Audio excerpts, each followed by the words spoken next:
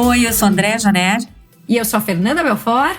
E esse é o Duplo Clique. Seja muito bem-vindo, seja muito bem-vinda para uma semana também cheia de novidades, hein, Fê?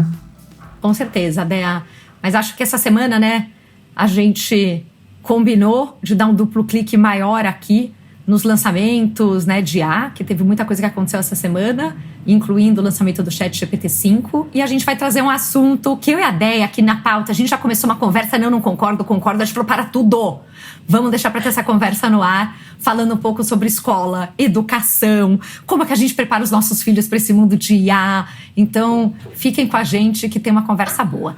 Mas vamos começar pelo nosso roundup, né, Dea? O que chamou sua atenção aí dos principais acontecimentos dessa semana? A gente vai falar do Morango do Amor, que é super importante, que parou a internet nas últimas 2 semanas. Vamos, né? Não, tô brincando. Eu e a Dé, a gente tava assim, vamos trazer os assuntos mais leves também, gente? Pelo amor de Deus, né? E daí a gente brincou, vamos falar um pouco do Morango do Amor. Mas é uma loucura, né, Dé? Como as coisas, de repente, viram uma febre, né? E você sabe que no começo eu tava, nossa, Morango do Amor. Até que eu peguei que a referência é a maçã do amor, né? Que é uma coisa nada nova. Sim. Mas esse Morango do Amor, parece que... Dizem que foi criado durante a pandemia numa confeitaria da Bahia, né, pela Camila Pinhon, mas acabou fazendo sucesso agora, e que ele é envolto de brigadeiro branco coberto com caramelo vermelho. E que ele acabou ficando... Ele viralizou, acho que esse é o exemplo mais claro, né, no TikTok, em todas as contas, porque tem essa crocância e tudo. E parece que só no iFood os pedidos explodiram em junho e julho de 2025, com aumento de 2.300%, porque também deve ter saído do nada, né? Tipo, saiu do nada pra muita coisa, então fica aqueles números assim, né? Absurdos. Pensa que custa, sei lá, né? Uma fortuna, dependendo de cada um. Outro dia as amigas da minha filha estavam morrendo de rir, vão pedir Morango do Amor. Então virou uma... Pelo menos a gente tem isso no Brasil, que é uma delícia, né? A gente sempre tem uma pauta com a leveza pra conseguir lidar com todos os acontecimentos. Eu não provei ainda o Morango do Amor. Você já provou, Dea? Já provei, porque, enfim, são essas coisas que geram conversa e que as marcas estão muito atentas, né? Então, assim, como que elas se engajam nesse tipo de fenômeno pop que viraliza e às vezes, assim, é super fugaz, né? A gente não sabe o que vai acontecer com o Morango do Amor. Eu acho que ele vai ser devolvido à sua insignificância daqui a um mês, né? Mas, assim, não sei se isso vai ficar no cardápio das docerias, né? Se as pessoas vão passar a incorporar. Será que vai ficar pra sempre? Exato, no cardápio. Acho só que é uma coisa dirá, que, né, vira aquela coisa de todo mundo pede, todo mundo compra, porque quer poder falar que experimentou e que achou bom, achou ruim, achou enjoativo, né? Porque ele é um doce, assim, meio brega, né? Aquela coisa meio maçã do amor, que é uma coisa meio folclórica, né? Meio pitoresca do Brasil, daquele, sei lá, da festa junina, do parquinho de diversões do interior, né? Que é uma coisa meio culturalmente bem brasileira, aquela coisa engraçada. Mas que, por outro lado, é legal, né? Porque traz uma leveza do tipo, sim, porque é isso, né? Assim, se fosse um Pavlova, se fosse um, entendeu? Mas vira um tópico de conversação, de leveza, de dar risada, uma conversa, né? Já pensou, você leva Morango de Amor na sobremesa, já virou uma piada por si só, né? Trouxe Morango do Amor. Então, e como o brasileiro é bom de fazer piada com isso, teve umas maravilhosas, né? O Fábio Porchat, por exemplo, falando do ciúme do pistache. Né? Que pistache até ontem era o pistache o negócio, né? Tudo era pistache, como assim? Sorvete de pistache, sobremesa de pistache, tudo era pistache. E agora o pistache está enciumado, né? Que o Morango do Amor tomou o lugar dele. Então tem umas coisas muito engraçadas que saíram dessa história, né? Maravilhoso. E aí, numa outra pauta super rápida, né? Mas eu li uma matéria interessante essa semana no New York Times falando da caminhada japonesa, que parece que é uma outra coisa que tá em alta agora, que no fim do dia nada mais é do que você fazer, né, um treino de intervalado, né, aqueles interval walking training, tá certo no inglês, Musa? Que a Musa às vezes vai corrigindo aqui, não vai. Sei. Ao vivo e a cores, walking, whatever, é isso. E que é você fazer, tipo, 3 minutos de caminhada rápida, ou seja, uma caminhada que fica difícil conversar durante, e 3 minutos de caminhada lenta. E tudo do mesmo jeito que você tem aqueles treinos, né, de corrida.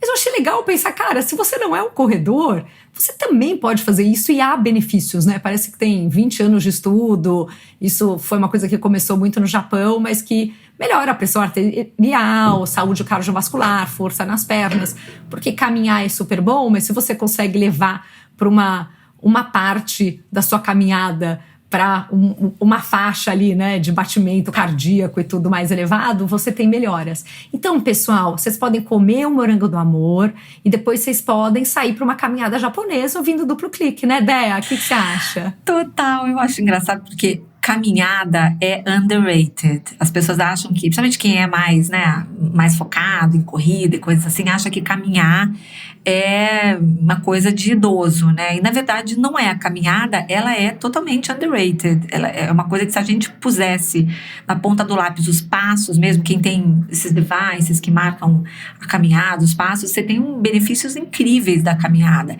E aí uma coisa que eu acho curiosa é, né, cidades que permitem ou que convidam mais a caminhada do que outras. Porque quando a gente fala disso, né, a caminhada japonesa, ela é um treino. Mas existe uma caminhada que está ao alcance de todos nós e que é o segredo lá das Blue Zones e tudo mais, que é caminhar em vez de pegar o carro para tudo, né? Claro que Sim. depende de onde você mora, enfim, mas eu acho São Paulo, por exemplo, um lugar que é muito car dependent, né? As pessoas elas não conseguem pensar em uma outra maneira de acessar os lugares que não seja de carro. Você anda bastante de bicicleta, né, Débora? Eu ando bastante de bicicleta. Eu não. Eu ando bastante de bicicleta, mas porque também eu moro num lugar que favorece, eu tenho ciclovia perto, eu consigo me locomover num raio aí de 5 quilômetros da minha casa, praticamente só de bicicleta, não tem ladeira onde eu moro, então também tem essa vantagem. Eu sou muito adepta de bicicleta elétrica, adotei há mais ou menos 15 anos, quem me conhece sabe, eu ando de bicicleta para todos os lugares. Bicicleta elétrica eu acho que é uma solução assim, também subestimada, né? Em muitos lugares já explodiu, né? No Rio, onde eu morava antes, bicicleta elétrica domina a cidade, assim, todo mundo tem a sua bicicletinha elétrica ali, que mora na Zona Sul e faz muitos trajetos, até que o trânsito do Rio tá realmente infernal. Mas São Paulo, quando o Haddad, né, decidiu que ele ia rasgar várias ruas da cidade para construir ciclovias e foi super criticado na época. Exato, hoje, né? Quase mataram ele. Hoje, graças a Deus que tem esses movimentos. Graças a Deus, né, que ele fez isso. E como você vê cada vez mais grandes metrópoles europeias, por exemplo, fechando os centros para os carros, permitindo apenas bicicleta e pedestre, né? Então, caminhar... Eu fiquei impressionada em Londres com a quantidade de gente de bike de um lado pro outro também, assim. Super! Indo pra Londres fez um movimento parecido. Há 6 anos atrás, e não tinha isso, assim, uma coisa que Londres fez um movimento parecido de tirar um pedaço das vias de carro para transformar em ciclovia. Então, assim... E atravessar a rua vira um desafio, né? Porque isso é difícil. Super perigoso, super perigoso. Não, e os turistas, né, que alugam bicicletas, aquelas de compartilhadas, e aí não sabem turista, pedalar. Coitadinho. Mas não sabem mesmo, é uma coisa perigosa. Ruim também, né? Então... É que assim, pedalar tem regras, né? Eu, quando tô na bicicleta, eu sou um veículo. Eu não sou uma pedestre pedalando. Você é um veículo, então você tem que respeitar as regras do trânsito. Então, você não pode andar na contramão, você tem que dar sinal com os braços. Você vê pouquíssima gente minimamente consciente do que é pedalar em vias. É isso aí, gente. Vamos fazer uma habilitação aqui para bicicleta. Eu sou super a favor de habilitação para bicicleta, sabia? Agora querem tirar a habilitação de carro. A autoescola, essa semana saiu essa notícia de que o Brasil está estudando abolir a autoescola, que é uma indústria, assim, milionária, né? Eu acho que isso é um risco enorme para o trânsito, tem que entender melhor o que eles estão querendo fazer, mas eu sou a favor de habilitação para bicicleta. Porque você vai aprender como, né? No chat GPT-5, e daí você vai fazer a prova, né? Alguma coisa, né? Bom, Dea, mas vamos lá. Tem mais notícias aqui, mais Duplo Clique aqui. A gente teve essa semana ainda algumas coisas pitorescas, também curiosas pra gente observar e prestar atenção aqui, que eu acho bem importantes. Essa semana o Tim Cook, que é o CEO da Apple, esteve na Casa Branca com o Donald Trump para anunciar 100 bilhões de dólares em novos investimentos em fabricação de produtos nos Estados Unidos, chegando a somar 600 bilhões em 4 anos, né? Nesse mesmo encontro, né, o Trump anunciou uma tarifa de 100% sobre chips importados, mas concedeu isenção para empresas que investirem pesado em produção doméstica, como a Apple. Ou seja, ele é uma manobra, né, que ele criou para forçar a fabricação nos Estados Unidos de vários produtos, como ele já tem dito desde o início do governo dele, né? E aí, nesse encontro, o Tim Cook, acho que esse é o lado, talvez, que a gente queria chamar atenção aqui, né? O Tim Cook presenteou o Trump com uma espécie de uma escultura de vidro feita nos Estados Unidos, com uma base de ouro 24 quilates, porque a gente sabe que o Trump ama ouro, né? Ele põe ouro, ele trocou várias coisas na Casa Branca para colocar ouro, assim, ele tem essa fixação. Imagina o ballroom, como vai ser, né? O salão de baile. Em português é muito bom, né? Salão de baile. Salão de baile vai ter muito ouro. O ballroom, como vai ser. E, enfim, com o nome do Trump gravado nessa escultura de vidro e ouro e tudo mais, né? E isso vem depois de vários embates que o Trump e o Tim Cook vêm tendo desde que ele se tornou presidente, né? Apesar do Tim Cook ter ido na posse, ter ficado mais em segundo plano, o Tim Cook não estava na primeira fila, como Zuckerberg, como Musk e outros líderes de tecnologia, né? O Tim Cook ficou um pouquinho mais nos fundos, né? Meio que parecia que ele estava ali só para dizer que ele estava, ele não parecia muito convencido de estar ali, mas os dois tiveram várias questões que colocaram essas duas figuras em conflito, assim. E eu acho que esse foi um gesto muito relevante que mostra que o Trump eventualmente assim conseguiu dobrar o Tim Cook. Ele foi lá beijar a mão do Trump, né? Assim, publicamente. Exatamente. Né? E o vidro, porque agora os vidros vão ser produzidos, né? Acho que os vidros do iPhone, sei lá, vão ser produzidos nos Estados Unidos, então já era o vidro produzido lá. Então tinha uma simbologia de trazer a indústria para os Estados Unidos. E daí, olha, tudo isso numa base de ouro para ficar aqui, o negócio, dá para ele. Então, claramente foi um truce, né? Uma trégua, talvez, um gesto aí diplomático para mostrar que a Apple quer colaborar, sim, com o governo americano, né?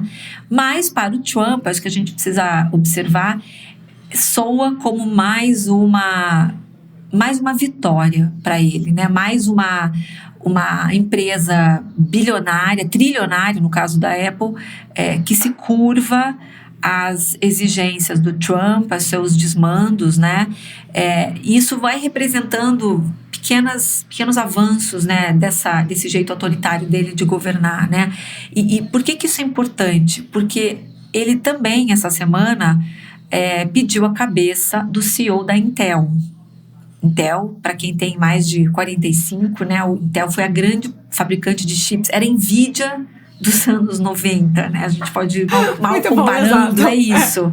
Quando a gente vivia de computador e não de iPhone, né? E modelo de LLM na nuvem. A Intel era uma potência americana e criou um case de marketing que até hoje é estudado, né? O Intel Inside, aquela coisa do chip, de criar uma marca para um chip, para todo mundo saber que o chip era Intel e pedir pelo chip Intel na hora de comprar um computador, né? Então foi um case de marketing muito estudado. Imagina você querer comprar um carro que tem um sistema de freio, que é o sistema de freio X, né? Como que você faz um branding de uma coisa que está dentro de um outro item e consegue pôr isso como diferencial, né? Exato. E essa semana, por desacordos, né? E por essa questão de uma desconfiança, de uma colaboração com a China, ele pediu a renúncia do CEO da Intel, que é o Lip Butan, mostrando que ele está interferindo diretamente nas empresas, né, na gestão e na governança das empresas, né? Isso descaradamente, é um risco, eu colocaria. Isso é um risco enorme para esses líderes, esses CEOs, que achavam que estavam conseguindo ficar um pouco blindados, né, contra esse governo, e agora ficou nítido que precisa ter bajulação pública, né? Precisa ter o beijamão ali, o pedir bênção, né?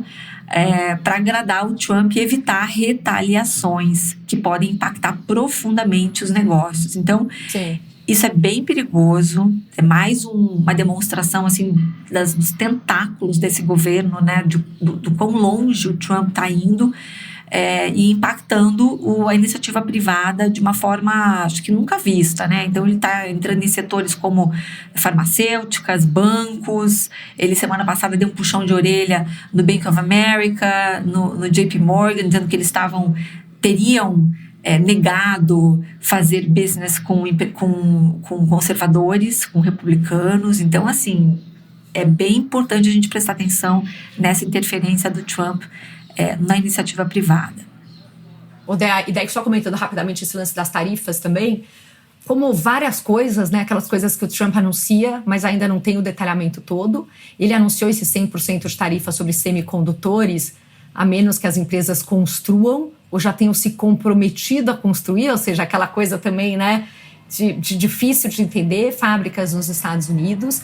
E, obviamente, tem 1000 perguntas, né, se, assim, a maior parte dos produtos entra nos Estados Unidos, tem vários produtos embutidos neles, né, então, assim, é só o chip puro, é o eletrônico finalizado, né, o que acontece com situações que são frequentes, mas são super complexas nessa cadeia global de suprimento, que é uma coisa que é fabricada em Taiwan, testada na Malásia, montada no Vietnã, aí no fundo, né, ele é todo integrado na China e vende para os Estados Unidos.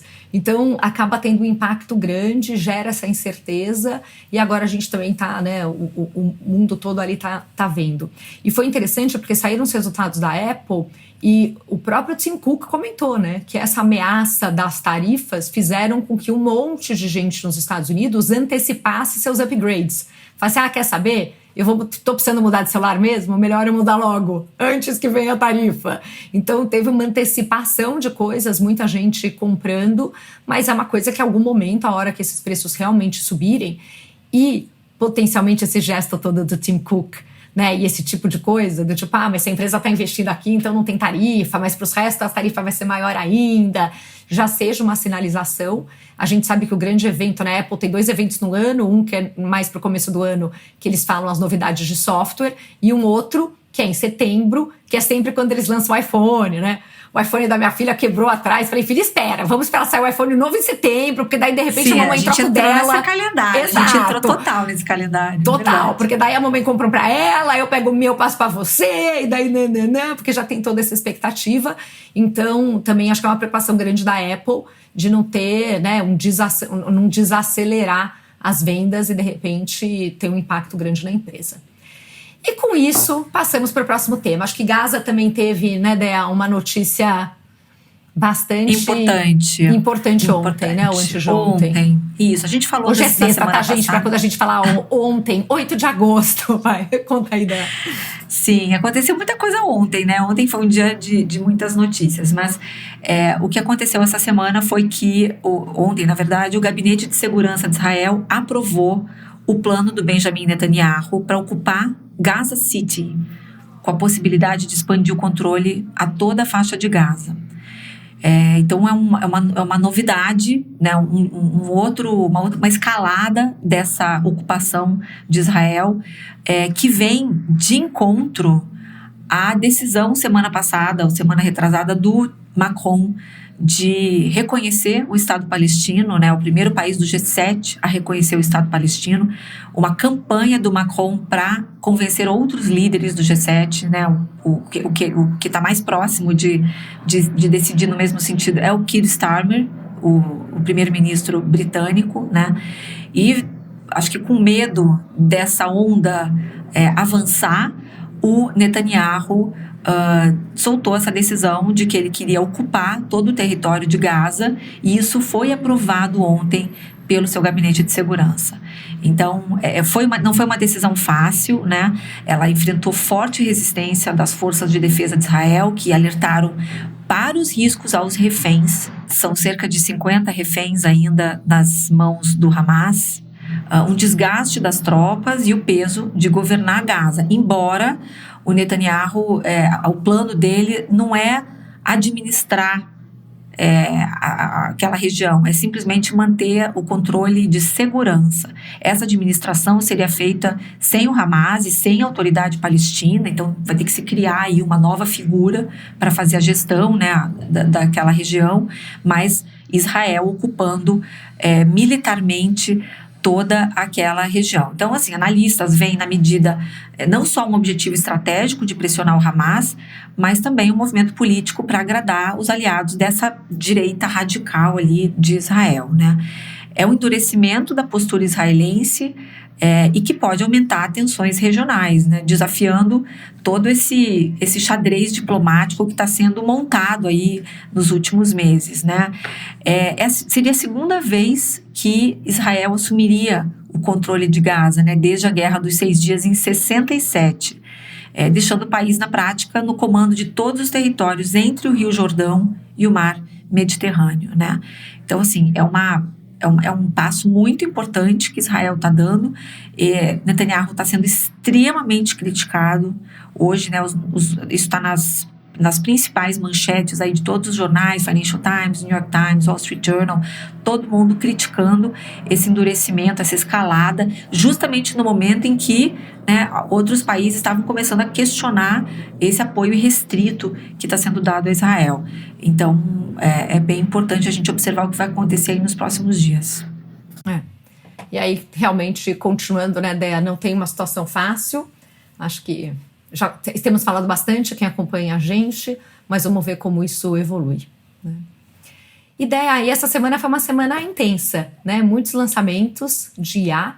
A gente, né, teve Anthropic lançando modelos novos, a gente teve o Google lançando, né, o Gemini, que tem várias respostas ali, que eles podem, de alguma forma, se comparar qual está indo melhor e trazer a melhor resposta, que melhorou a performance. Aí veio a OpenAI e lançou seu primeiro modelo aberto em muitos anos, que a gente já comenta daqui a pouco, mas o que realmente chamou muita atenção foi o tão esperado lançamento do ChatGPT-5. Né? Então, o Sam Altman ontem fez, né, o lançamento junto com a equipe da OpenAI. Ainda é uma coisa muito nova, a gente está gravando sexta-feira cedinho esse podcast, né? Não tem 24 horas do lançamento ainda. Eu que sou uma coitada de uma usuária Plus, eu ainda não tive acesso. A André, que é muito chique, é uma usuária Pro, ela já teve. Então eu posso contar a teoria, depois ela começa a contar na prática o que ela está vivendo com o ChatGPT-5. Mas acho que o Sam Altman fez, né, um comentário no início, né, da apresentação dele, e a gente vai deixar o link aqui, tem uma live que fica no YouTube, então vocês conseguem entrar e ver, em que ele fala, né, que o GPT-5 é um salto, um dos saltos mais significativos hoje em direção a essa, né, inteligência artificial geral, que a gente chama de AGI. E ele compara que o GPT-3 é como se você estivesse perguntando alguma coisa para o estudante de ensino médio. Tem um monte de coisa que ele já manda super bem, tem um monte de coisa que ele erra. Mas isso já passou a ter, né, uma utilidade grande que fez o produto ter o reconhecimento que teve em tão pouco tempo. O GPT-4, ele já fala que era universitário. E ele fala que o GPT-5 é como se você tivesse um PhD, especialista em diversos assuntos no seu bolso, né? A OpenAI vem fazendo uma série de lançamentos, que vários deles, né, ou muitos deles, a gente tem trazido aqui no Duplo Clique, desde, né, do módulo de estudante, dessa parte de agentes, né, já tinha lançado Deep Research. Então, muitas dessas coisas, eles uniram dentro de um modelo só, e que agora você não precisa mais ir lá e falar, eu quero usar esse modelo, eu quero fazer isso, eu quero que você use o Deep Research. Ele mesmo escolhe, né, dependendo da necessidade, o que precisa, o que eu acho que é uma funcionalidade super interessante. Tem coisas que você pode falar, né, tipo assim, pense profundamente sobre isso. Já de alguma forma é um gatilho para ele trazer o módulo do Deep Research. E para usuários, né, não sei se Plus ou Pro, parece que vai ter botões, né, para algumas dessas coisas você forçar. Mas ele, naquela conversa de agentes que a gente vinha tendo, uma das coisas super legais é que ele, por exemplo, vai poder acessar a sua conta do Google. Então, uma das demos que eles fazem no lançamento é, né, ela virando e falando assim, puxa, eu quero que você me ajude a organizar a minha agenda para amanhã. né? E a pessoa lá da OpenAI que está fazendo a demo fala que está treinando para uma maratona, né? Ela não é da turma da caminhada japonesa, mas tudo bem, ela é maratonista. Ela está treinando para maratona, está numa semana super louca, lá de lançamento e tudo. E daí, de repente, o ChatGPT vai, olha a agenda dela, porque ela deu acesso ao Google, o calendário, olha os e-mails dela, fala, bom, para hoje você tem tal coisa, e você precisa isso. O melhor horário para sua corrida é de tal a tal hora. Organiza a agenda dela toda, fala, olha, tem um e-mail que você ainda não respondeu, que é um RSVP do almoço de aniversário de não sei quem no dia tal. Então imagina, né, a hora, e aí já começa esse flerte das tecnologias estarem começando a entregar experiências realmente próximas ao que a gente vê e fala há algum tempo, de você ter um assistente virtual que realmente tem acesso a essas informações suas e consiga ser efetivo nessa integração. Na parte de desenvolvimento de software, né, ele faz várias coisas, eles fazem uma demo lá de cria um site para minha esposa aprender francês, né, e vão mostrando tudo isso. E agora, gente, assim, a partir do momento que um desses modelos é lançado, toda a indústria começa a fazer os testes, começa a fazer tudo isso. A gente ainda não teve tempo, né? Eu tô aqui gravando com vocês, já vi que mandaram em um dos meus grupos de IA, olha, vídeo comparando a performance disso com daquilo, porque daí a gente consegue ver realmente o que tá acontecendo, mas parece que tá sendo bem recebido até o momento esse lançamento como algo realmente importante. Quando a gente fala, eu não vou ficar passando aqui, tem um link, né, dos benchmarks técnicos, tem um monte de benchmarks que eles fazem. Então, sabe aqueles testes de, né, o SAT, o teste de matemática, o teste... Então ele melhora em um monte de coisas, mas isso acabou quase uma briga, né?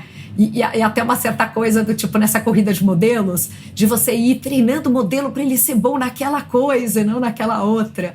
Mas eles trouxeram também a experiência dos usuários, porque isso deixa de ser uma discussão técnica e passa a ser também assim, o que você prefere usar? E eles falando que a grande parte das pessoas que testaram o produto preferiram usar o GPT-5. E aí tem um ponto super interessante, né, que ele também traz de como que vai você ter esse modelo, por exemplo, te auxiliando, né, numa jornada de temas médicos, né, de uma pessoa que está doente, alguma coisa assim. E ele chama uma pessoa que teve um diagnóstico de câncer. Então, gente, né, vamos voltar aqui tudo.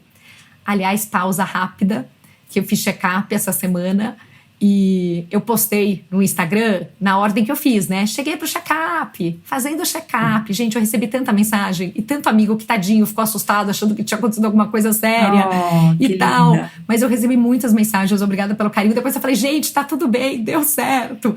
Mas é sempre emocionalmente, né, uma coisa pesada, porque... Meus amigos que são sobreviventes de câncer, a gente brinca, né? Como é que você tá? Fala, ai, tô ótima, vivendo de PET scan em PET scan. É aquela coisa assim, né? Você fala, ufa, tenho mais 6 meses pra entrar naquela máquina de novo. Mas deu tudo certo. Mas aí vem uma pessoa... Obrigada, meu amor. Mas aí vem uma pessoa, né, que teve um diagnóstico de câncer e ela falando, né, que assim, puxa, ela recebeu a biópsia, ela abriu, demorou 3 horas para ela conseguir falar com o médico dela. Nesse meio tempo, ela colocou as coisas, isso era na época do GPT-4, ela conseguiu com aquilo navegar, entender um pouco melhor as coisas, né? Digerir algumas das coisas para depois ter uma conversa melhor com o médico dela. E como que isso tem auxiliado? Obviamente, tem todos os cuidados de que não é para você substituir o médico pelo ChatGPT, mas eu honestamente não conheço ninguém, pelo menos que não seja médico, que não está usando o ChatGPT para auxiliar em coisas assim. Desde subexame até, puxa, né? Qual é a melhor rotina de exercício para eu não sei o que lá? Ah, eu tenho osteoporose, o que eu faço? Ah, busque fontes confiáveis. Então, eu acho que existe um papel importante aí acontecendo e eu achei interessante trazer. E eles falam que o GPT-5 tem performance superior no benchmark que chama Health Bench, tem uma coisa assim, e que foi validado por 250 médicos. Então, obviamente, com todos os cuidados, acho que é algo que eles estão realmente confiando para trazer isso, né, em um caso desse tipo no lançamento, de que o produto tem uma performance melhor. E agora, com você, Déia, o que você achou desse lançamento todo, Déia? Não sei se eu vou dar uma olhada aqui para ver se eu esqueci alguma coisa que eu acho que é importante, mas acho que no geral foi. Bom, algumas coisas que me vieram à mente quando eu tomei conhecimento disso, né? Eu acho que eu sempre me lembro, cada vez que sai um anúncio importante assim, e que a gente volta ao tema dos agentes, né? Dos agentes de IA que vão ocupar um espaço cada vez maior nas nossas vidas e etc. Eu sempre me lembro daquela demo que o Sundar Pichai do Google fez, em que um bot fazia telefonou pro restaurante? Não, era pro cabeleireiro. Cabeleireiro. Ele ligava pro cabeleireiro. Foi mind-blowing naquilo, né? Porque foi uns anos Sabe atrás. Quanto tempo faz? Assim, Sabe quanto tempo faz? Eu faço questão, Quanto? eu fiz questão de buscar essa informação pra gente compartilhar aqui.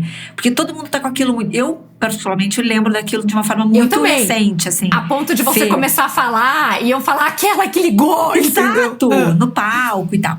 Aquilo foi no Google I.O. de 2018. Faz 7 anos. 7 anos, gente, é muito tempo. E ao mesmo tempo não é nada, né? A gente saiu daquilo em que isso já era uma promessa que você teria um agente, você teria um assistente para quem você ia delegar uma tarefa e ele ia executar essa tarefa do começo ao fim. Ou seja, eu quero cortar meu cabelo sábado, né? E aí ele entrava numa conversa, não sei quem é que lembra, a gente até pode colocar o link desse vídeo aqui no nosso podcast, que tem uma interação interessante, porque ele tem que ter uma capacidade de improviso naquela época, porque ele pergunta, eu quero cortar o cabelo sábado. Aí a pessoa que é um humano, que atende o telefone, fala, que horas? Ele fala, às 10. Aí ele vem e fala assim, às 10 eu não tenho, sei lá, meio-dia. E aí o assistente tem que checar na agenda do Google da pessoa para entender se ela tem essa disponibilidade naquele horário que o cabeleireiro ofereceu. E fica uma conversa que não é tão linear, né? Ela tem que criar outras opções, alternativas e checar e tudo mais. Isso faz 7 anos e agora finalmente estamos chegando perto disso. E não foi o Google que fez, foi a OpenAI, né? Então eu acho que isso mostra várias coisas assim que eu acho que são bem importantes, né? Estamos chegando nesse momento em que todos teremos um assistente que vai ser capaz de executar essas tarefas. Nós teremos que lidar com a realidade de que nós vamos abrir os nossos apps para esses agentes, né? Eles vão poder acessar a nossa agenda, eles vão ter que entrar provavelmente no nosso WhatsApp para poder trocar o WhatsApp com alguém, por exemplo, né? Porque hoje em dia eu marco os meus compromissos por WhatsApp. Se eu vou delegar essa função, essa tarefa para um agente, ele vai ter que usar meu WhatsApp. E aí, será que eu estou confortável com isso? O que ele pode fazer dentro do meu WhatsApp? Ele pode olhar as minhas conversas, ele pode entrar numa conversa com uma outra pessoa que eu não estava prevendo. Ele pode errar, ele pode mandar alguma coisa para uma pessoa errado, né? Tudo que a gente até conversamos já isso, né, Fê? Você tem uma assistente pessoal, uma pessoa de carne e osso. Ela também pode cometer esse tipo de erro. Ela também pode mandar uma mensagem errada.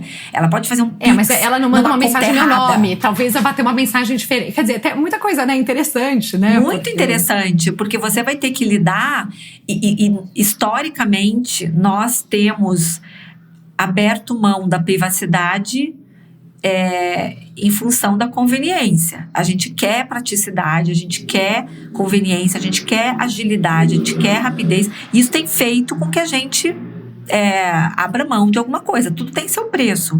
O preço do agente talvez seja a nossa privacidade. Aí a gente vai ter, a gente já conversou isso algumas vezes, né? A gente vai ter que confiar nas empresas e nas tecnologias. Tem um lado que é confiar na índole da empresa, né? E que confiança é um sentimento. E tem uma parte que é confiar na tecnologia que ela está madura o suficiente. Eu acho que esse primeiro passo, o que um agente do GPT, por exemplo, tem, ou coisas assim, é de, teoricamente, checar com você, né? Então, é igual que a gente estava falando do agente do ChatGPT que tinha sido lançado, né, nas últimas semanas, que você vira e fala, puxa, eu preciso fazer uma viagem, eu preciso de alguma coisa. Ele vai checando as coisas e nas horas importantes, de efetivamente, né? Agora você precisa imputar as coisas para fazer uma compra, ou ele volta e checa com você. Então, a tecnologia está, de alguma forma, tentando endereçar essas coisas, mas é uma jornada. Acho que ainda tem muito caminho pela frente, mas vamos ver. Eu estava até fazendo uma pesquisa aqui da reação inicial. Realmente entendem que isso é um marco significativo. Obviamente, tem um monte de coisa, né, de gente falando que tem coisas que ainda não estão redondas, que tem erros. E o interessante dessas coisas também, dos modelos, sai o GPT-5 agora, mas não quer dizer que ele não vai estar sendo otimizado. Né? Então, tem muita coisa acontecendo. O Elon Musk já reagiu com sarcasmo, falou que o Grok 4 é superior. Começa aquela guerra toda. Eu acho que assim, tem questões ainda que a gente sabe que ele vai sendo melhorado, iterado, mas eu acho que tem duas coisas aqui que eu queria falar, um pouco da minha experiência com ele. Eu comecei a usar, gente, como a Fê lembrou, não faz nem 24 horas, então assim, você começou a usar ontem à noite, né? Isso, assim. Ontem à noite, literalmente. Novo. Ontem à noite, hoje de manhã. Ele tem... Eu sinto que, assim, como tudo é uma questão de hábito, né? Eu já tinha me habituado a abrir o ChatGPT e escolher naquele menu superior qual dos modelos eu queria usar para aquela pergunta. Porque, não sei se todo mundo aqui era habituado a fazer isso, mas você podia escolher, sei lá, o O3. Quando você abria aquele menu, você passava o mouse e abria um menuzinho com 5 ou 6 opções, e eu escolhia, por exemplo, o O3, se eu quisesse fazer uma pesquisa mais profunda, né? Mas, Dea, você não é a média. Não, sim, pode ser, mas assim, e aí você tem que você conhecer, mas olha como você está compensando a tecnologia. Eu entendo que é aquela coisa, ai meu Deus, eu quero poder escolher meu modelo, tô em crise. Sim, mas porque isso é uma coisa importante de todo mundo entender, né? Você antes podia escolher o modelo, por exemplo, se você quer uma coisa rápida, você uma pergunta com uma resposta bem objetiva, tipo o que você faria no Google, você põe lá e o padrão, né? O default, que era o 4 pontos for all. Quando você queria uma coisa mais profunda, você usava o O3. Então você conseguia calibrar o tipo de resposta que você queria. E tinha outras opções também, mas as duas que eu mais usava eram essas. Agora, isso é uma mudança bem importante do 5. Ele vai escolher o modelo que ele vai usar para te responder. Então, eu fiquei me sentindo impotente. Tipo, se eu tô com pressa, eu não quero que ele pense muito.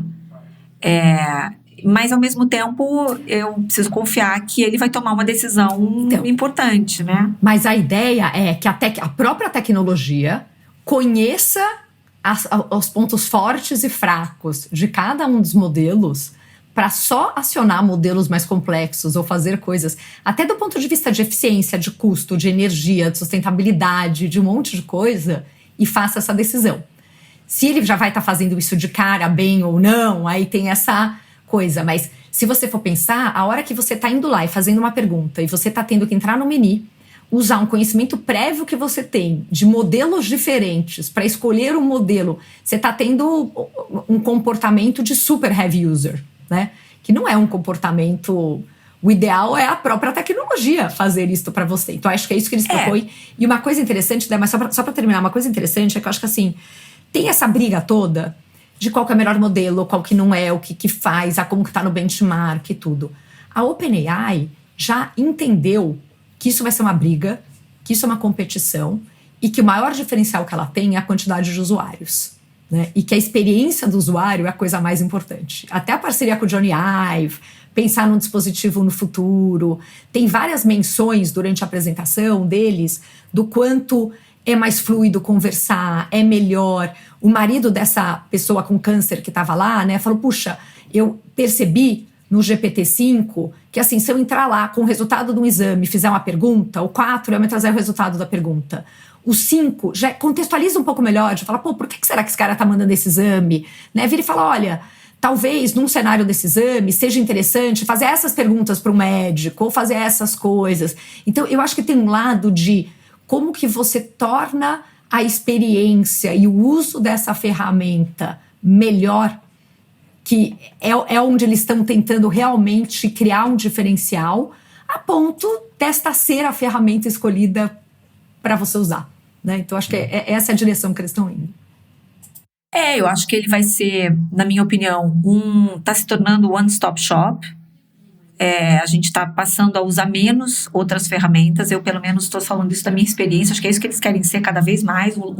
A ferramenta que supre todas as suas necessidades de uma forma bem transversal, assim, para texto, para código, que é uma coisa que nós, mortais, assim, não vamos usar tanto, mas para a comunidade de programadores, esse ChatGPT-5, ele é um salto na qualidade da programação, de código. Ele vai ser muito mais preciso e muito mais eu ouvia falar muito bem fluido. da Anthropic, mas é isso, né? A coisa vai mudando, né? Para código é uma das grandes preocupações desse modelo novo. A gente também vê que existe uma preocupação grande de... eles também estão respondendo a todas essas questões de saúde mental. Tem vários indícios de que esses modelos vão ter menos um comportamento humano, talvez para tentar reduzir essa dependência de muitas pessoas, né, que a gente tem lido recentemente, que tem usado o ChatGPT como companhia, como amigo, como, enfim, até um relacionamento amoroso. Então, eles estão atentos a isso, estão tentando reduzir as interações, mudar a forma de interação do ChatGPT-5 para que ele não soe tão humano, para reduzir essa palavra difícil que é antropomorfização, né? Reduzir Explica o que é isso, que essa palavra é muito... É você passar a ver características humanas em algo, né? Então, assim, algo que é inanimado, né? Então, isso é uma discussão bem cabeçuda de antropologia e sociologia, que tem a ver com esse fenômeno das pessoas muito sós, muito solitárias, estarem desenvolvendo relacionamentos com o ChatGPT, sim, ChatGPT em geral, né? Então, usam desde como psicólogo e terapeuta até como namorado, namorada, enfim, ficam ali se relacionando com a máquina, que é um fenômeno que a gente já falou, que tem muito com a geração Z, essa coisa de ficar muito tempo nas telas, e isso acaba gerando essa antropomorfização, ou seja, você, de uma certa forma, quase que abstrai da realidade, né? O que você está realmente falando com uma máquina, você começa a entrar num transe ali, como se estivesse falando com uma pessoa. Então, a preocupação da OpenAI de reduzir essa possibilidade. E, por fim, eu acho que tem aqui um ponto que a gente precisa fazer desse lançamento, que me chamou muita atenção, que foi o que eu mais me admirou ontem, sabe, Fê? Que é a resiliência do Sam Altman. E aqui, gente, não tem juízo de mérito, tá? Eu não tô... Você pode gostar do Sam Altman, não gostar do Sam Altman, mas a gente precisa reconhecer a liderança desse cara, né? Para mim, eu acho que desde o Steve Jobs, a gente não tem uma figura assim, né? Desde a morte do Steve Jobs, que foi uma pessoa que até, assim, futuramente a gente vai sempre voltar a ele, eu acho, como um dos cérebros que, assim, revolucionaram a humanidade, quando ele lançou o iPhone na época e tudo que o iPhone representa hoje para a humanidade. O Sam Altman é, para mim, alguém que se compara ao que o Steve Jobs deixou de legado, assim. Pode-se discutir se o iPhone é bom ou não é, enfim, se o iPhone foi bom para a humanidade ou não foi.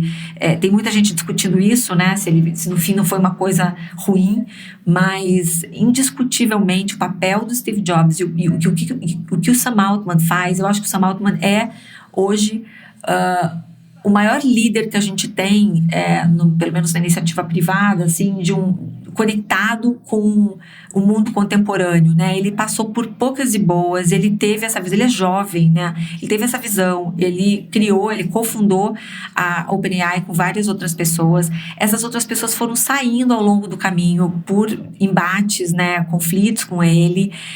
Pessoas que foram, inclusive, abrindo outras empresas, né?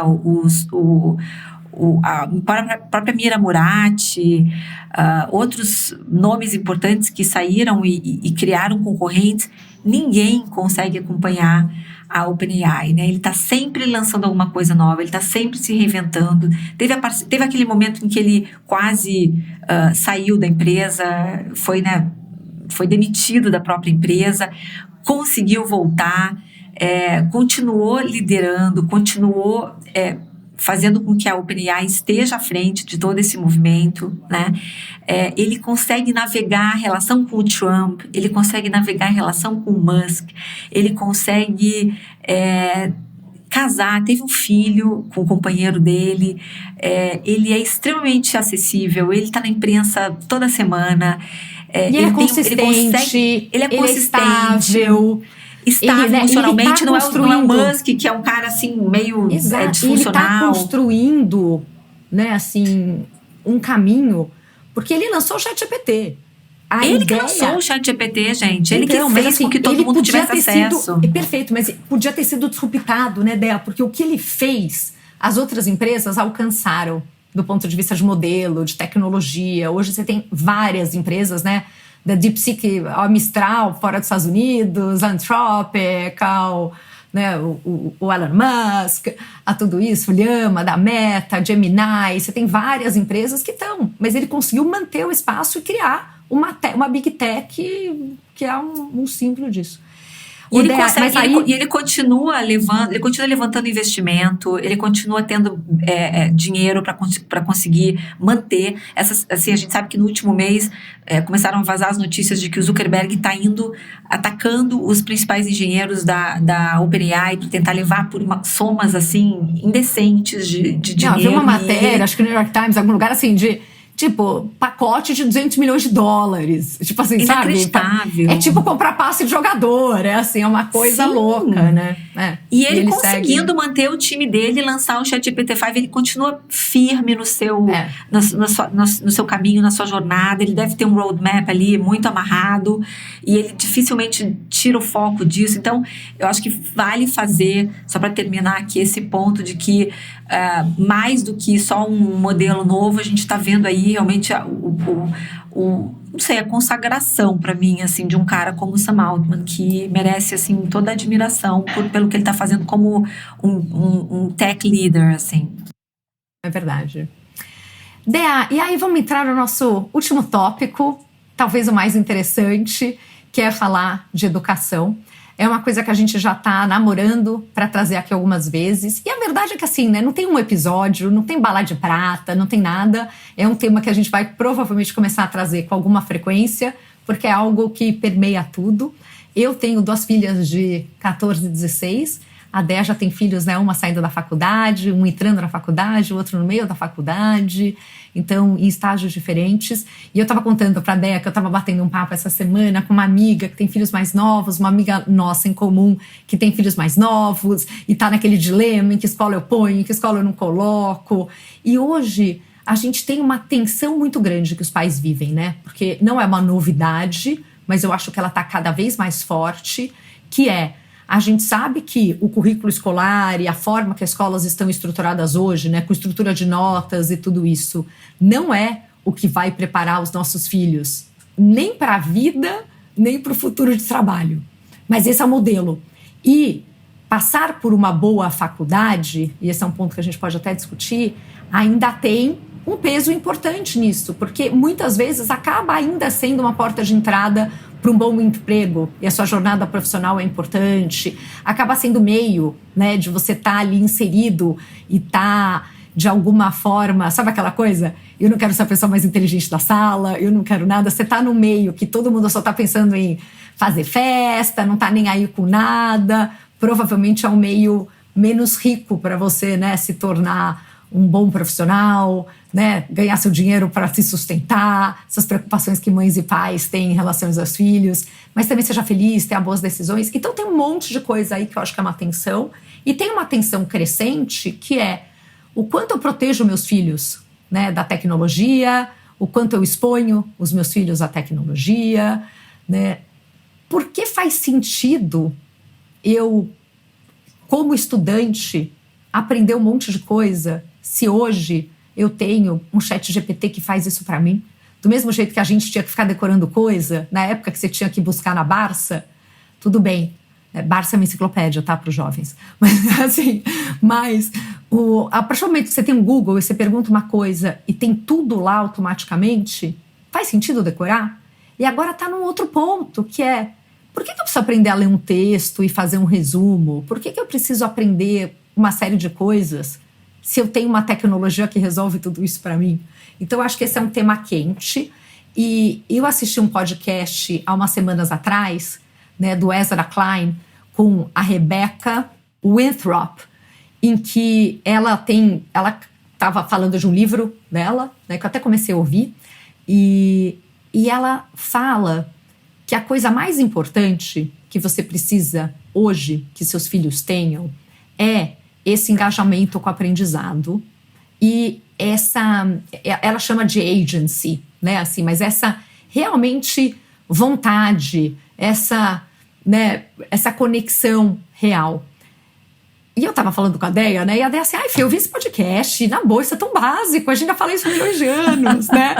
E eu falei, Deia, é verdade, mas é muito doido, né? Porque eu que ainda tô nesse momento, sabe, de idade, de falar, cara, eu ponho meu filho na escola que fica nota, prova, ou, né, hoje a minha mais nova estuda na Concept, que é uma escola super project-based learning.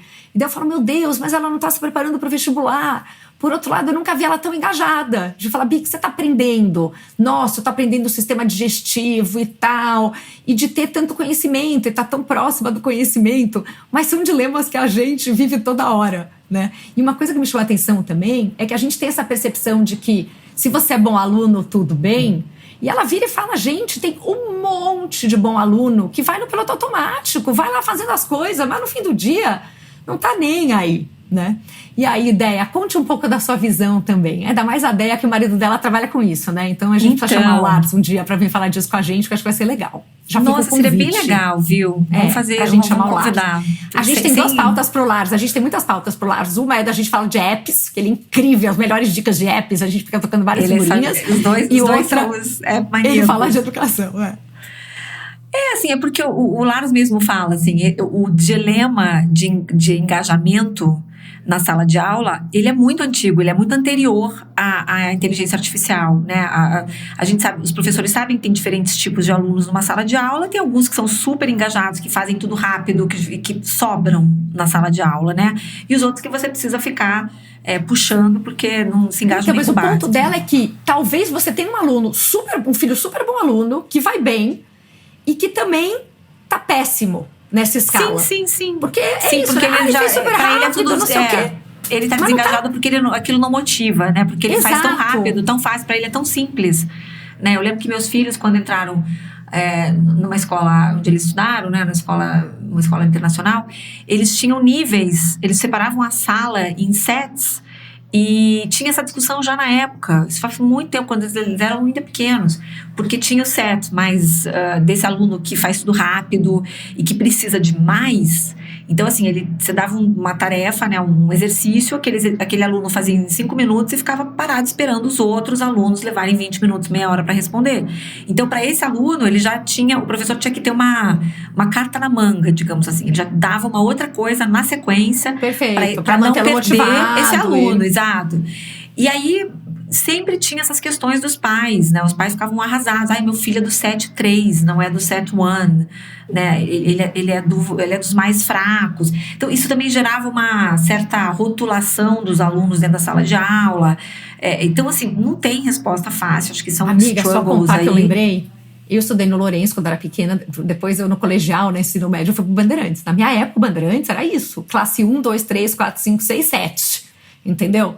Assim, pega no final do ano, média de nota, pá, que classe você tá, entendeu? E era isso. Hoje o Band, outro dia eu fui visitar o Bandeirantes, todo mundo, que horror! Falo, gente, melhorou tanto perto da minha época, porque era assim, brutal, né? Porque isso cria no aluno, né? Eu me lembro que isso era discutido na época, na escola, um teto. Um rótulo. Quando ele se vê no 3, no set 3, lá no set 3, ele se conforma que ele é o cara, né, daquele médio. E ele se conforma e se acomoda naquele lugar, né? E que ele nunca se esforça, ou que ele não é provocado e tal, a ir para os sets maiores. Então, tem muitas questões com relação ao engajamento. Hoje eu não conheço nenhuma escola no Brasil, das escolas que os filhos dos meus amigos estudam, né, que faça esse tipo de distinção clara. Né? Eu acho que isso são ciclos, né, que a educação vai vivendo. De repente isso era considerado ótimo, de repente, até que não era mais, né? Era ótimo até que não é, né? Então, Exato. eu acho que isso são fases, as coisas vão amadurecendo. E eu acho que, assim, o dilema, voltando, né, ao início, acho que o dilema de engajar, ele já existia, e eu acho que agora ele tá pior que nunca, né? Exato. Porque eu acho que o que a gente precisa discutir, eu acho que é o grande dilema das escolas hoje, é porque eu acho que os modelos de inteligência artificial estão construindo, né, a relação que eles estão construindo conosco é uma relação que vai desmontar todo o sistema educacional como a gente conhece. Isso no médio prazo, porque no curto prazo acho que está todo mundo meio paralisado, meio anestesiado. Eu não vejo, assim, muitas escolas discutindo esse tema, tanto quanto eu acho que elas deveriam, né? Eu acho que está todo mundo muito ainda... todo mundo, assim, o ensino foi meio que atropelado por essa velocidade. Meio que? Ele já tava, a gente há 10 anos atrás já sabia que estava tudo fora do lugar, né? Sim, agora, então, é assim... Eu acho que a AI está flooding the zone da educação, assim, e eles estão sendo, assim, atropelados por lançamentos cada vez mais sofisticados que estão... Você veja, o ChatGPT-5, né? Se comparar a um PhD, você pensa, né, na quantidade de conteúdo e de conhecimento que a ferramenta vai ter. Então, claramente, nós não precisaremos mais aprender conteúdos. Os conteúdos vão ser ofertados para nós por todas essas ferramentas. Claramente, também, o que a gente vai precisar é ensinar as crianças e jovens a pensar, a ter senso crítico, a ter, enfim, valores éticos, humanistas e coisas assim. Mas, então, nesse contexto, qual é o papel da escola e da universidade, né? Você vai para a escola, eu sempre falo isso, provavelmente as crianças vão para a escola para aprender a não roubar o brinquedo do amiguinho, né? A respeitar a vez do amiguinho na fila. Isso tudo são valores cívicos, éticos, né? Claro. Valores que provavelmente a escola vai ser o que ela já é, né? Porque muitas vezes a gente fala da escola como um lugar onde você aprende conteúdo, não, você aprende a conviver com outras pessoas. É um espaço de educação cívica também, né? Coletiva. Então, isso talvez ganhe um peso maior na escola do que necessariamente o conteúdo. E quando a gente pensa em universidade, eu acho que o buraco é ainda mais embaixo. Daí a gente vai entrar em outras questões aqui, que são as questões, né, dos trabalhos técnicos, que hoje exigem, né, o mundo está indo muito mais hoje para valorização desses trabalhos técnicos do que do conhecimento, da economia do conhecimento, da knowledge economy. As pessoas, né, os jovens estão enfrentando índices de desemprego muito altos nos Estados Unidos, já aconteceu, já está acontecendo. É o pior mercado de trabalho em muitos anos. Tem a ver, claro, com a questão econômica, mas tem muito a ver com o avanço da inteligência artificial, que a gente sempre fala aqui, né? Hoje o trabalho de um estagiário é feito pelo ChatGPT-5 com, né, 24 horas por dia, 7 dias por semana, 365 dias por ano. Então, o que um estagiário tem para oferecer numa empresa, né? Ele ainda é jovem, ele não tem repertório, ele não tem vivência, não tem bagagem. Então, assim... Odé, mas até voltando um pouco, né, quando a gente fala de escola e tudo, eu acho que as escolas hoje, quando a gente pensa, né, nas ofertas que existem no Brasil, né, eu vejo escolas muito focadas em conteúdo, que por mais que elas estejam menos focadas do que eram no passado, tipo o Band, ainda são muito focadas nisto, nota, performance, né, preparando para o vestibular, nessa coisa também meio competitiva, né, assim, de, ai, meu filho, não sei o quê, ai, como que eu tô e tal. Tem outras escolas que são as internacionais e que daí são mais project-based learning, são tudo isso, mas são em inglês. E daí estão também deixando um gap em relação a vestibular e tudo isso grande. E tem uma carência, eu acho, de escolas que consigam realmente trabalhar melhor esses dois mundos, né? Assim, acho que algumas tentam, mas não tem uma coisa tão grande.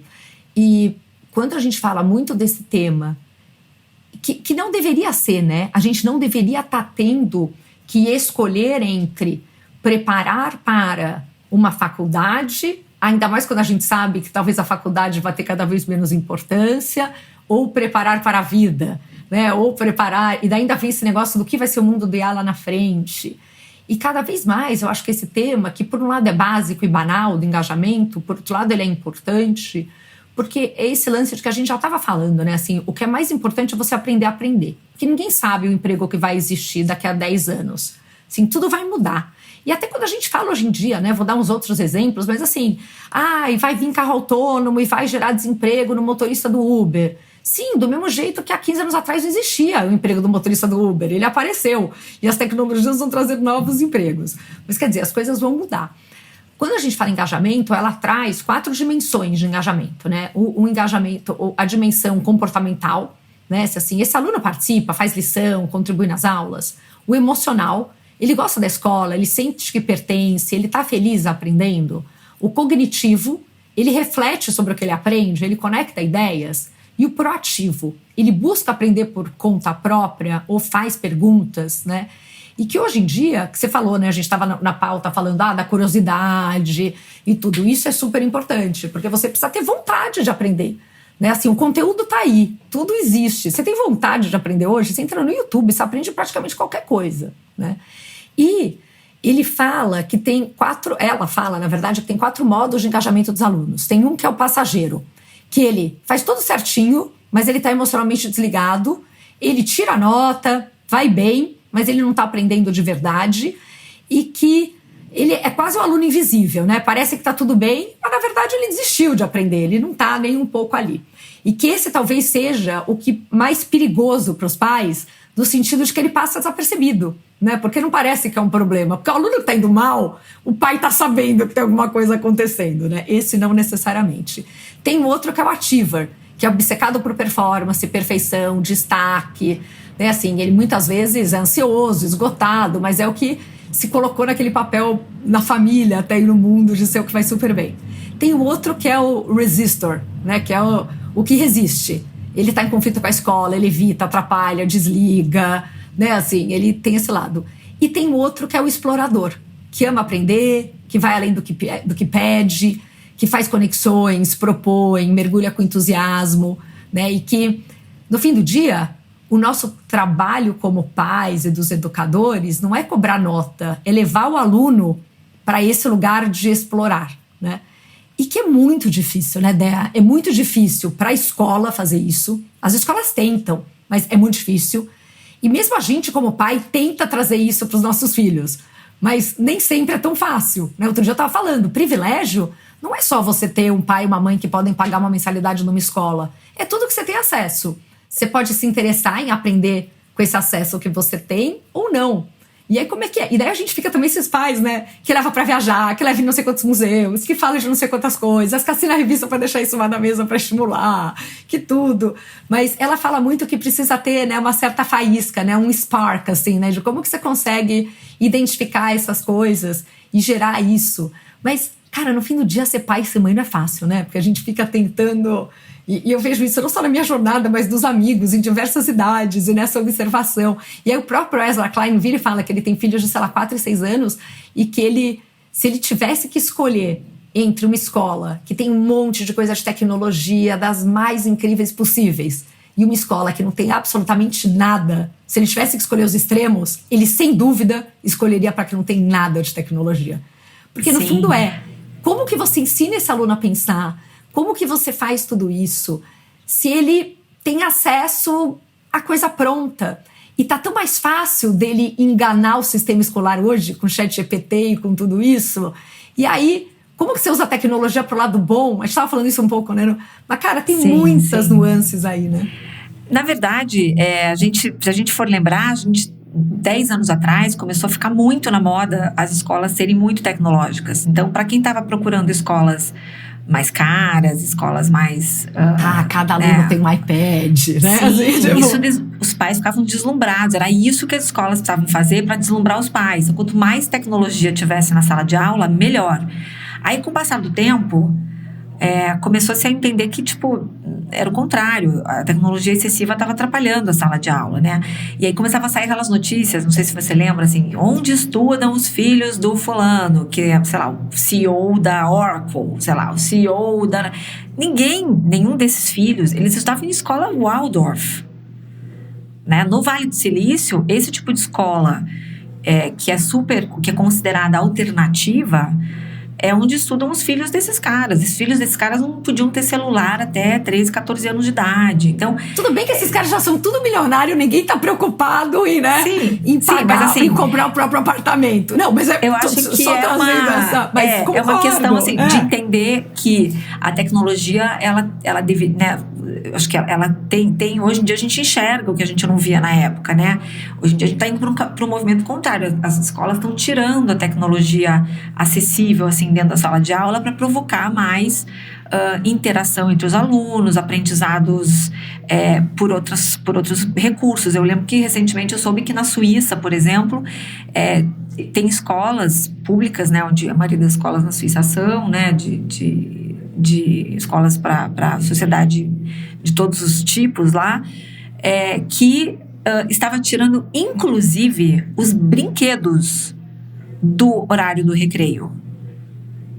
Ou seja, nem mais brinquedos eles iam deixar à disposição dos alunos, para forçar mesmo a interação entre eles e a criatividade e a imaginação. Se você não tem um brinquedo, então vamos brincar do quê? Vamos inventar uma brincadeira? Vamos aqui fazer de conta que você é uma coisa, eu sou outra coisa, a gente vai fazer... Vamos lidar com o tédio, vamos lidar com... né? Então, assim, as escolas estão experimentando nesse sentido. Então, eu acho que tá claro, as escolas já entenderam, acho que tá até meio clichê, assim, as escolas vão ter que cada vez mais ensinar os alunos a pensar, a ter senso crítico, a conviver em sociedade, a pensar por valores éticos e humanistas e tal. Só que, assim, eu ainda não vi ninguém mostrando muito como, né?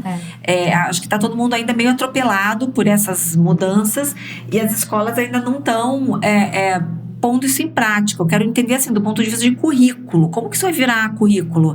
E depois, como é que isso vai impactar as universidades? Será que vai fazer diferença você fazer uma Ivy League nesse mundo daqui a 3, 4 anos, né? Será que faz diferença? Isso vai impactar ou daqui tanto a assim 10, o seu porque currículo? tem gente que tá com um filho daqui a 5 anos entrando...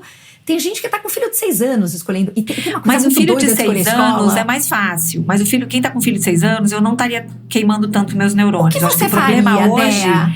O que você buscaria hoje numa escola se você tivesse filhos nessa idade, assim, 6 anos? A mesma coisa que eu busquei naquela época. Uma escola que tem os mesmos valores que na minha família. Eu acho que quando você busca uma escola para compensar a sua estrutura familiar, a sua cultura familiar, nunca dá certo. Eu tive poucas escolas, meus filhos foram para poucas escolas na vida, só tive até um pouco mais porque a gente se mudou de cidade, né? Mas as escolas que eles estudaram sempre foram escolas onde os valores da escola eram os mesmos da minha casa. Por exemplo, disciplina. Eu sou uma pessoa que, assim, eu e o Lars, nós temos uma disciplina mais para rígida, talvez, na nossa. As crianças foram criadas dentro de um ambiente com regra, com horário, com limite. Eu sou sempre trabalhei, o Lars também. Então, assim, as crianças tinham que estar dentro de um quadradinho ali para a coisa funcionar, né? Então, a gente sempre teve um certo rigor, horário para dormir, horário para comer. Não, assim, nossos filhos, eu posso dizer assim, nunca tiveram acesso a muita coisa material quando eram muito crianças. Então, assim, a gente foi meio rigoroso. Então, para mim, teve a ver muito quando a gente escolheu a escola britânica no Rio e depois São Paulo, St. Paul's, ou seja, escolas britânicas que têm uma disciplina mais rígida mesmo. Aí as pessoas criticam porque a Laura, minha filha, não podia pintar a unha, o cabelo não podia ser comprido, os meninos usavam gravata. Os irmãos mais novos estudaram no São Paulo. Eu lembro uma época que meu irmão levou uma advertência porque ele desceu do lado errado da escada. Isso marcou minha vida, porque eu nunca estudei escolas que tinham lá. Esse tipo de coisa tipo, não é advertência porque tá descendo do lado errado da escola. Não é pra qualquer família. Não é pra qualquer família. A família tem que aceitar que, assim, se o filho fica revoltado que não pode pintar a unha, meus filhos sempre lidaram bem com isso. Meus filhos nunca tiveram nenhum tipo de problema com a escola, pelo contrário. Eles dizem que eles querem casar, ter filho e colocar na mesma escola que eles estudaram. Eles adoram a escola. Então, assim, eu acho que isso foi um exemplo de que foi uma escola feliz para eles. Mas porque não havia esse tipo de embate. Eles até, obviamente, tiveram críticas à escola, tiveram momentos em que eles se revoltaram contra certas coisas, mas eles se organizavam como alunos e iam pleitear lá alguma mudança na política da escola, que eu acho que está certo. Né, Dé? é interessante, porque assim, você já foi para um lugar que, se você me perguntasse isso de uma forma aberta, eu iria para outros lugares. É legal esse tipo de conversa, né? Se você me perguntasse que você buscaria numa escola, seu filho hoje tivesse 6 anos, né? Eu já iria muito mais para isso, do tipo, cara, eu buscaria uma escola. Para mim, assim, criança pequena é isso. É meio Waldorf-like, entendeu? Assim, quanto mais for socioemocional, eu acho que são os fundamentos todos da vida, né? Muito mais do que a parte, sabe, formativa, né? Assim, claro, é mais o aprender a pensar, a cognição, ou a conexão com o aprendizado, o lugar que quer ir. Eu vou para esse lado muito mais emocional, e eu acho que conforme vai indo e vai crescendo, tem que ir cada vez mais para esse lado mais do conteúdo. E isso é uma coisa que está sendo colocado em prova. Porque esse modelo, que quando as minhas filhas eram pequenas, era o modelo que eu tinha na cabeça, agora começa a ir para um lado que você fala, cara, o que eu tenho feito, e uma coisa que a gente, né, minhas filhas mudaram de escola, e foi uma coisa rica a mudança de escola, até porque você não sabe o perfil do seu filho, né? Você não sabe se seu filho é aquele filho que vai ser o que tira A em tudo, que precisa estar numa classe que não sei o quê, se ele vai ser o super sociável, que precisa estar numa escola que tenha tudo isso, se ele vai ser o que não é tão estruturado e precisa estar numa escola que tem entrega, lição todo dia para aprender a estudar. Então, e eu acho até que algumas mudanças foram complementando, né, assim. Então, de repente, ficar alguns anos numa escola internacional, tipo uma Concept, eu acho que é incrível. Mas daí, dependendo do que quer fazer de vestibular, vai ter que pegar e vai ter que mudar para o colegial.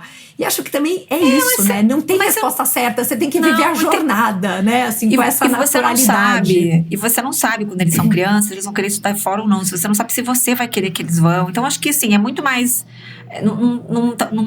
assim, se eu fosse dar um conselho, não precisa ser uma decisão pro resto da vida. Acho que é uma decisão que faça sentido naquele momento. Então, quando eu falei, por exemplo, dos valores, eu acho que isso é o primeiro passo.